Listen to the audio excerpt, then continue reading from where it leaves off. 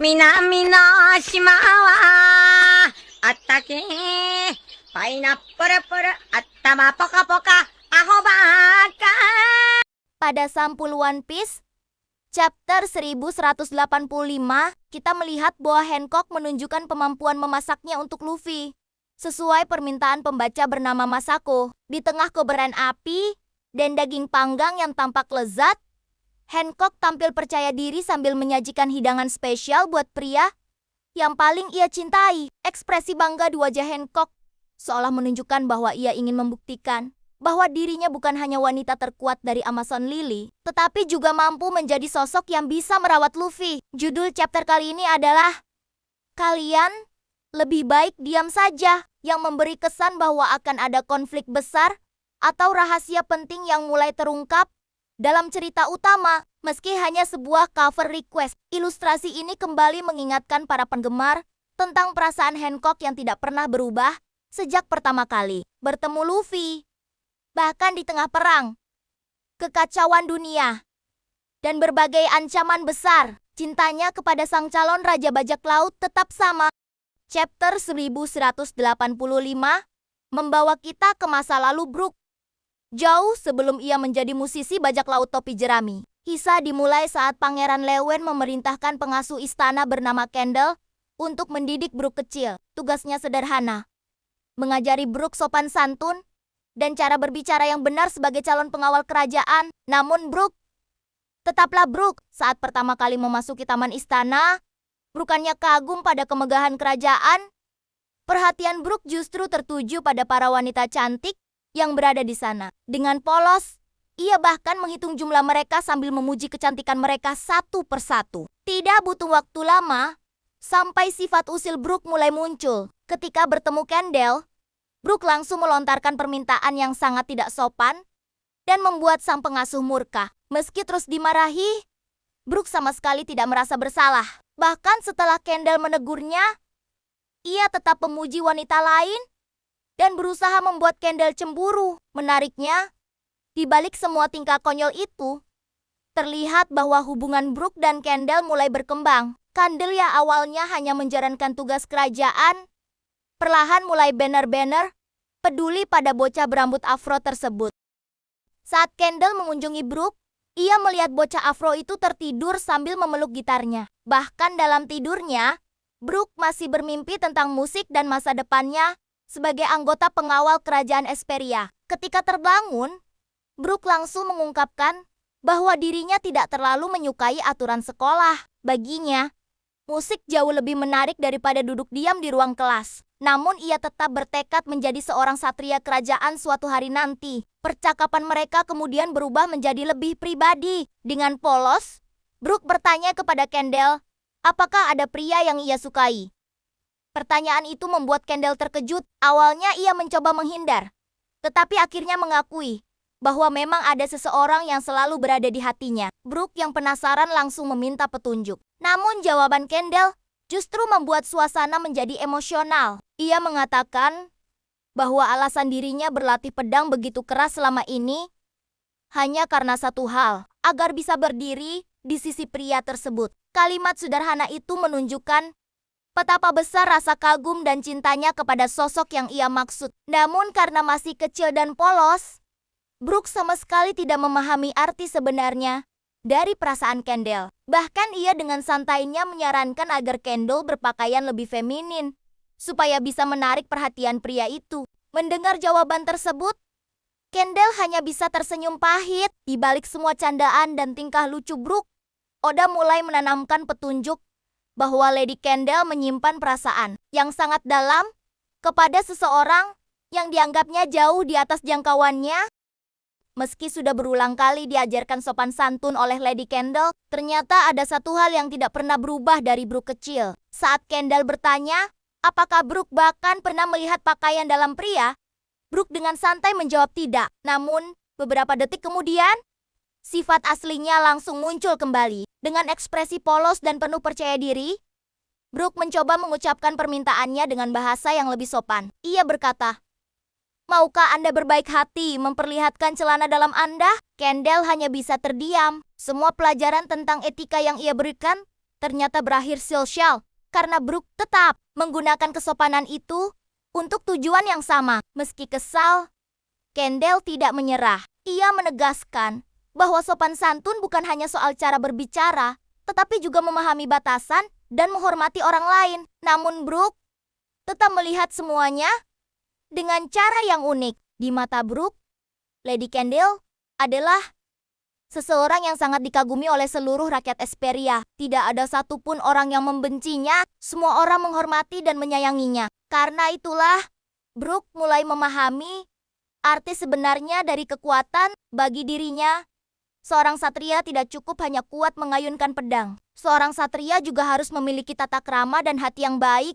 Kata-kata Kendall akhirnya mulai memengaruhi cara pandangnya. Di akhir halaman, Brooke bahkan bertekad untuk berlatih lebih keras lagi. Ia ingin menjadi seseorang yang kuat, sekaligus terhormat. Meski satu hal tetap tidak berubah, seberapa sopan pun Brooke diajari. Keinginannya untuk meminta melihat celana dalam wanita ternyata sudah menjadi bagian dari dirinya sejak kecil. Dan sepertinya itu memang tidak akan pernah hilang. Di halaman ini, suasana santai antara Brooke dan Lady Kendall tiba-tiba berubah menjadi kisah yang jauh lebih serius. Kendall mulai menceritakan sebuah peristiwa yang terjadi bertahun-tahun lalu. Sebuah kapal milik pemerintah dunia tiba di kerajaan Esperia, membawa tamu yang belum pernah dihadapi kerajaan itu sebelumnya. Ketika mendengar cerita tersebut, Brooke langsung menyadari siapa yang dimaksud. Naga Langit, kelompok bangsawan tertinggi di dunia, yang dianggap sebagai keturunan para pendiri pemerintah dunia. Menurut Kendall, seluruh kerajaan Esperia dilanda kepanikan. Tidak seorang pun tahu bagaimana harus bersikap di hadapan orang-orang yang memiliki kekuasaan begitu besar. Bahkan keluarga kerajaan pun merasa tertekan menghadapi kedatangan mereka. Kendall menggambarkan ibunya sebagai sosok yang dicintai rakyat. Ia bersinar seperti matahari yang menerangi seluruh negeri. Namun tekanan akibat insiden itu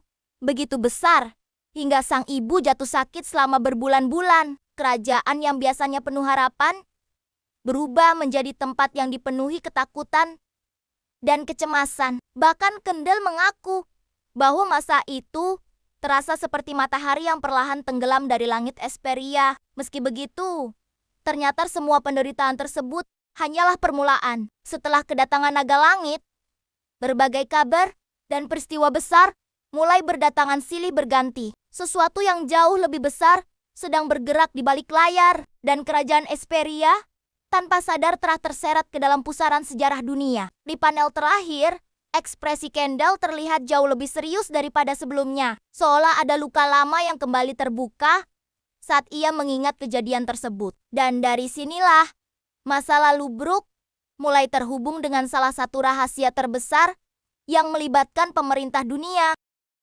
Setelah menceritakan masa-masa sulit akibat kedatangan naga langit, Brooke melanjutkan kisah tentang titik balik yang membawa harapan baru bagi kerajaan Esperia. Ayah Kendall, sang pangeran yang terkenal karena keteguhan dan kepemimpinannya, akhirnya naik takhta menjadi raja. Pada saat yang hampir bersamaan, ia juga menikahi ibu Kendall, wanita yang selama ini menjadi cahaya bagi seluruh kerajaan. Peristiwa itu disambut dengan perayaan besar-besaran. Menurut Brooke, suasana di seluruh Esperia saat itu begitu meriah, bahkan lebih meriah daripada konser musik terbesar sekalipun. Rakyat memenuhi jalanan, bersorak gembira, dan merayakan lahirnya era baru bagi kerajaan mereka. Namun kebahagiaan itu belum berhenti di sana. Tak lama kemudian, lahirlah seorang putri yang menjadi simbol harapan bagi seluruh negeri, Putri Shuri. Sejak kecil, Shuri sudah menjadi pusat perhatian rakyat Esperia. Semua orang membicarakannya. Banyak yang mengatakan wajahnya sangat cantik, sementara yang lain memuji bahwa ia mewarisi kecantikan dan kelembutan sang ibu. Kendall hanya terdiam mendengar cerita itu. Di balik pujian yang terus mengalir kepada sang putri, terlihat ada perasaan yang sulit dijelaskan di wajahnya. Mungkin rasa rindu, mungkin juga kenangan tentang masa-masa yang kini telah berlalu. Sementara itu, Brooke justru semakin bersemangat. Dengan gaya khasnya, ia mengaku bahwa keluarga kerajaan adalah orang-orang yang paling berjasa dalam hidupnya. Bahkan jika perlu, Ia rela mengorbankan segalanya demi mereka. Baginya, raja, ratu, dan putri Shuri bukan sekadar keluarga kerajaan. Mereka adalah simbol harapan yang membawa Asperia keluar dari masa-masa kelam. Namun tepat ketika suasana mulai terasa hangat dan penuh nostalgia, Brook tiba-tiba menghentikan ceritanya. Ia sadar telah terlalu jauh membahas masa lalu dan melupakan inti cerita yang sebenarnya. Dan kalimat terakhirnya menjadi pertanda buruk. Karena menurut Brook, semua kebahagiaan yang baru saja ia ceritakan hanyalah awal dari sesuatu yang jauh lebih besar.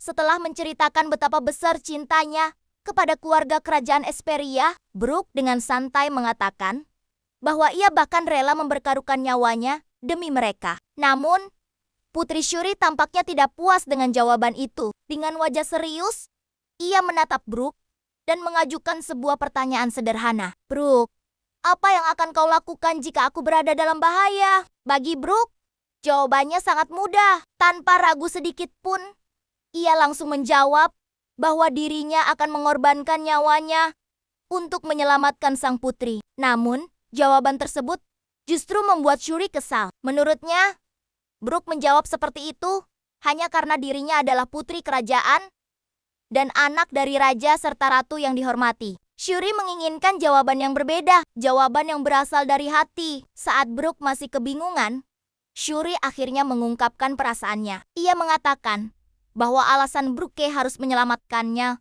bukan karena statusnya sebagai seorang putri, melainkan karena dirinya adalah Shuri. Jawaban itu langsung membuat Brook terdiam. Sementara Shuri sendiri berubah menjadi merah padam karena malu setelah mengucapkannya. Momen romantis itu hanya berlangsung sesaat karena seperti biasa, Brook sama sekali gagal memahami suasana. Dengan polos, ia malah mulai memanggil ayah Shuri sebagai ayah dan bercanda seolah sudah menjadi bagian dari keluarga kerajaan. Akibatnya, Shuri yang malu sekaligus kesal langsung menyerang Brook dengan pedangnya. Meski begitu, ekspresi Shuri menunjukkan sesuatu yang jelas. Di balik hubungan mereka sebagai teman masa kecil, ternyata sudah mulai tumbuh perasaan yang jauh lebih dalam. Saat Putri Shuri mengeluhkan kehidupannya yang selalu diatur oleh keluarga kerajaan, Brook justru menyarankan sesuatu yang tidak biasa. Menurutnya, jika Shuri ingin melampiaskan perasaannya, kenapa tidak menuliskannya dalam sebuah lagu? Lalu Brook mulai menyanyikan lagu ciptaannya sendiri dengan lirik yang terdengar cukup aneh. Kalian lebih baik diam saja. Sebuah lagu bernada pemberontakan yang membuat Shuri langsung bertanya, dari mana asal lirik tersebut? Brook kemudian menjelaskan bahwa itu adalah dialek dari sebuah kerajaan di wilayah barat bernama Kamigata. Penyebutan Kamigata cukup menarik. Oda jarang memasukkan nama wilayah secara sembarangan, sehingga banyak penggemar mulai berspekulasi bahwa kerajaan tersebut mungkin memiliki hubungan penting dengan masa lalu Brook atau bahkan sejarah dunia One Piece. Namun, seperti biasa, Brook tidak berhenti sampai di situ. Ia terus menyanyikan lagu-lagu nakalnya yang berisi sindiran tentang orang dewasa yang suka mengatur anak-anak. Lagu itu terdengar seperti bentuk protes terhadap aturan yang mengekang kebebasan. Dan anehnya, Shuri tampak sangat menikmati lagu tersebut. Untuk pertama kalinya, sang putri bisa tertawa dan melupakan sejenak tekanan sebagai pewaris kerajaan. Di panel berikutnya, waktu pun berlalu. Brook terlihat masih bernyanyi dan menghibur orang-orang di sekitarnya. Sementara Shuri tumbuh menjadi sosok yang semakin dekat dengannya. Bahkan saat Brook sedang terbaring sakit, Shuri tetap berada di sisinya. Pada usia 15 tahun, Putri Shuri, tidak ada seorang pun yang menyangka bahwa tragedi terbesar dalam sejarah Esperia akan segera dimulai. Awalnya semuanya tampak normal. Brook masih memainkan musiknya, rakyat masih tersenyum, dan kehidupan di kerajaan berjalan seperti biasa. Namun kemudian, sesuatu yang aneh muncul. Sebuah kabut tebal mulai menyelimuti Esperia. Kabut itu bukan kabut biasa. Hari demi hari, kabut tersebut semakin pekat hingga menutupi seluruh pulau. Apa yang awalnya dianggap fenomena alam, perlahan berubah menjadi bencana yang mengerikan. Selama 6 bulan penuh, Esperia terkurung di dalam lautan kabut dan keadaan menjadi semakin buruk ketika kabut itu berubah menjadi asap beracun. Alat-alat musik yang selama ini menjadi kebanggaan kerajaan mulai rusak dan membusuk. Jalan-jalan yang biasanya dipenuhi melodi kini berubah sunyi. Musik perlahan mati di kerajaan Esperia. Bukan hanya musik yang hilang, asap beracun itu mulai menyerang paru-paru penduduk. Ribuan orang jatuh sakit, ratusan nyawa melayang akibat racun yang terus menyebar ke seluruh penjuru negeri. Suara tawa dan nyanyian digantikan oleh batuk,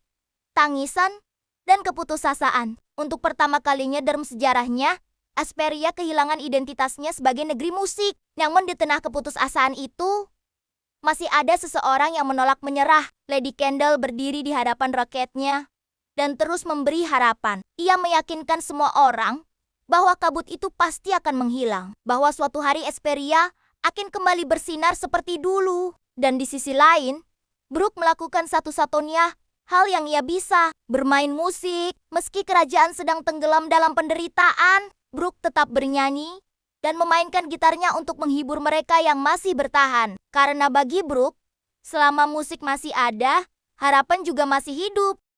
Meski kabut beracun akhirnya menghilang, luka yang ditinggalkannya tidak pernah benar-benar sembuh. Halaman ini memperlihatkan titik terkelam dalam sejarah kerajaan Esperia. Setelah berbulan-bulan menderita akibat kabut beracun, rakyat berharap keadaan akan kembali normal. Namun kenyataannya justru sebaliknya. Satu tragedi disusul oleh tragedi lainnya. Di tengah suasana berkabung, terlihat potret Lady Candle yang dikelilingi bunga dan pita hitam, sebuah pertanda bahwa wanita yang selama ini menjadi simbol harapan bagi rakyat Esperia telah tiada. Kepergiannya menjadi pukulan yang sangat berat. Seluruh kerajaan larut dalam kesedihan.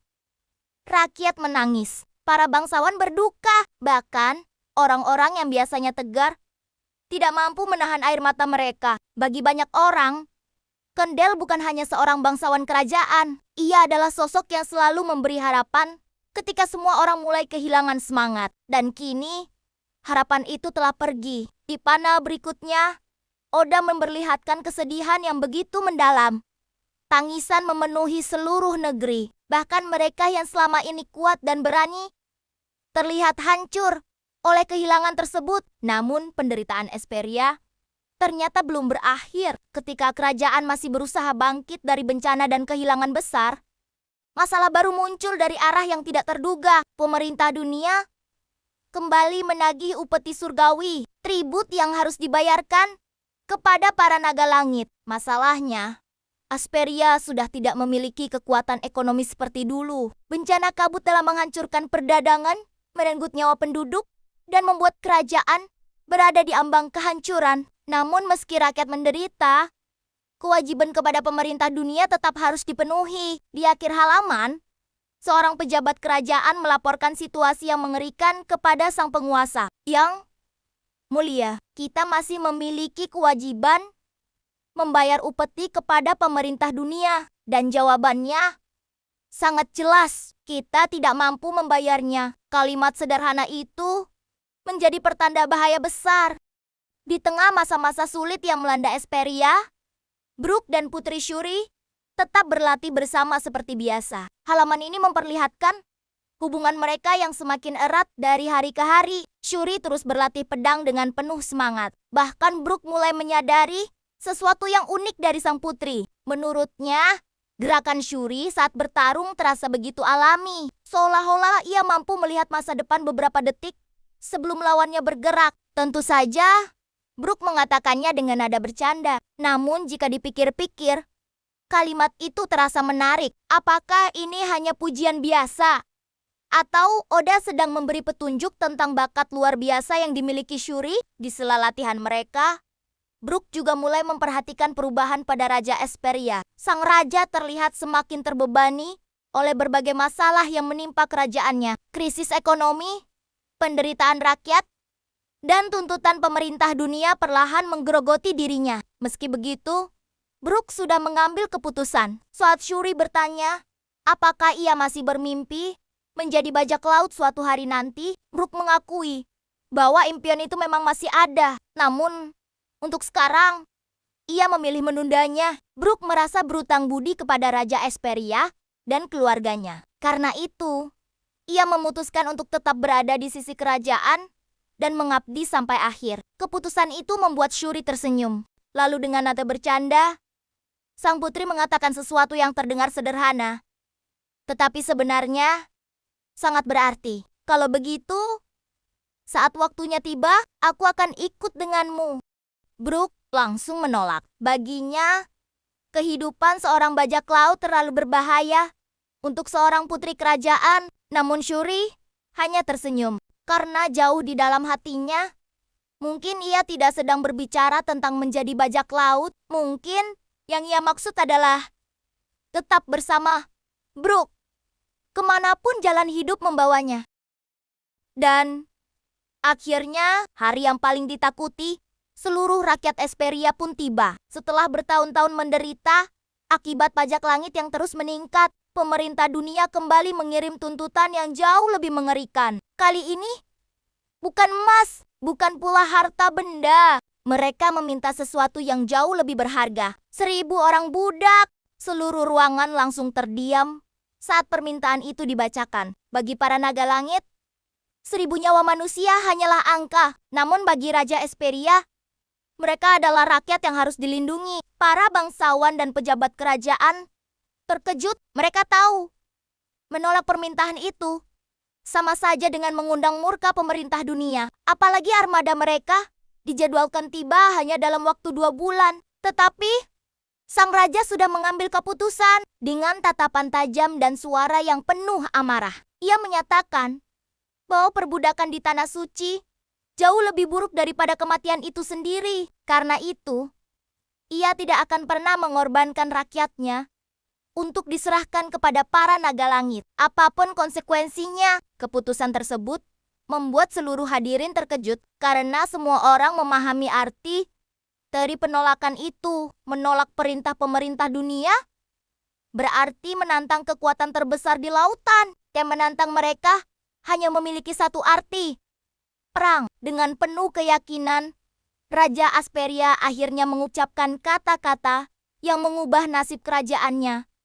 Selamanya, pemerintah dunia adalah musuh kita. Seketika, suasana menjadi tegang. Bahkan Brook yang selama ini selalu ceria dan santai langsung berdiri tegak. Tanpa ragu sedikit pun, ia menerima perintah sebagai komandan pasukan kerajaan. Tidak ada tawa, tidak ada lagu, hanya tekad yang kuat untuk melindungi negeri yang telah menjadi rumahnya. Di momen inilah, Brook tidak lagi terlihat sebagai seorang musisi. Ia berdiri sebagai seorang prajurit yang siap mempertaruhkan nyawanya demi rakyat Esperia.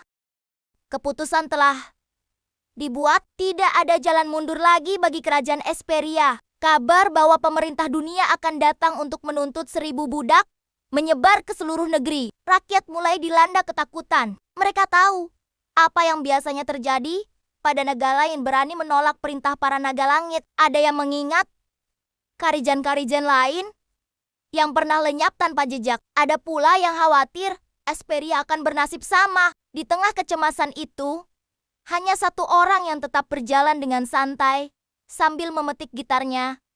Brook, alih-alih membiarkan rasa takut menguasai rakyat, Brook justru mengubah semuanya menjadi sebuah lagu. Dengan senyum lebarnya, ia bernyanyi tentang negari-nagari kuat yang berdiri melawan penindasan, tentang tanah para samurai yang ditakuti dunia, tentang bangsa-bangsa yang memilih bertarung daripada hidup berlutut. Lagu Brook bukan sekadar hiburan, itu adalah cara untuk membangkitkan semangat rakyat yang mulai kehilangan harapan. Sedikit demi sedikit, wajah-wajah muram mulai berubah. Orang-orang mulai tersenyum, mereka mulai tertawa. Dan yang terpenting, mereka mulai percaya bahwa mereka masih memiliki sesuatu yang layak diperjuangkan. Lirik terakhir Brook bahkan terdengar seperti deklarasi tekad seluruh kerajaan. Karena kita sudah tidak punya apa-apa lagi untuk kehilangan. Kalimat itu langsung menyentuh hati rakyat Esperia. Jika mereka menyerah sekarang, mereka akan kehilangan kebebasan. Jika mereka bertarung, setidaknya mereka masih memiliki harga diri. Namun suasana yang mulai bersemangat itu tidak berlangsung lama. Seorang prajurit berlari tergesa-gesa membawa kabar darurat. Armada musuh telah tiba. Pasukan pemerintah dunia mendarat di pelabuhan utara. Serangan yang ditakutkan semua orang akhirnya dimulai. Perintah pencegatan segera dikeluarkan. Para prajurit bergerak menuju garis depan. Dan dalam hitungan detik, lagu yang tadi membangkitkan semangat berubah menjadi genderang perang. Kerajaan Esperia kini berdiri di ambang pertempuran terbesar dalam sejarahnya. Sementara Brook, dengan gitarnya di tangan dan senyum di wajahnya, bersiap menghadapi badai yang akan mengubah hidupnya selamanya.